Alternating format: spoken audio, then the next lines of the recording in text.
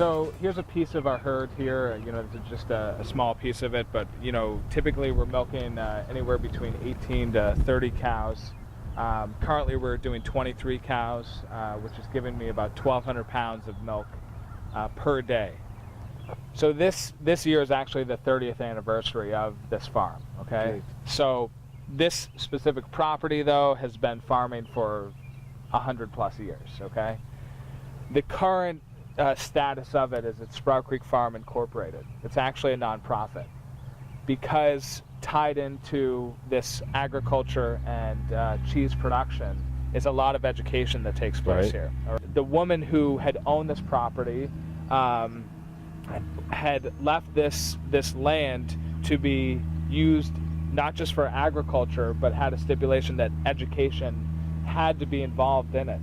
And so now this place is a full-blown double dairy, cows and goats, the full creamery, retail market, distribution, and then the whole other education piece of it, where there's dormitories, a full garden, an orchard.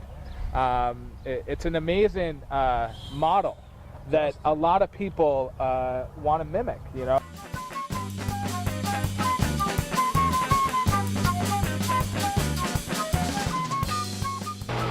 Currently we're milking 65 goats, which will yield at peak 500 pounds of milk per day. So if you break that down, you know, you can have a really good milking goat giving you 8, 10 pounds, but a more typical is 6 or 7 pounds compared to what a cow will give you from 60 to 120 pounds. So that's obviously a big difference there. In terms of the cheeses that we make from the goats, I make 3 different varieties. One that is definitely around quite a bit of fresh goat cheese, and then we do a few aged. And it takes us just a few hours and a few different steps to go from milk to solid wheel of cheese that, for the most part, has all that it needs to ripen, develop, and progress over its lifetime. So basically in our finishing room here, we have cheeses that are in a few different stages, whether they're being salted, dried, or drained. It just depends upon where they are in their stage.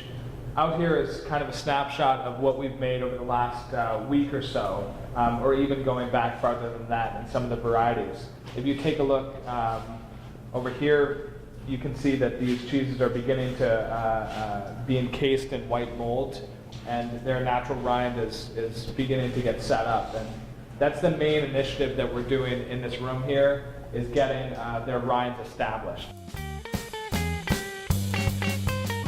If you were to describe the difference between artisanal cheeses and any other cheeses that we find in the market, what's the gimmick, or what's the process of it? I mean, I think the biggest thing for me, and you know, you've seen a piece of this hanging out with me throughout the day, it's really dealing and working with something that is alive. You know, so something that is continuously changing, evolving, and throwing different curveballs at you. So for me, it's having that connection of grass, farmer,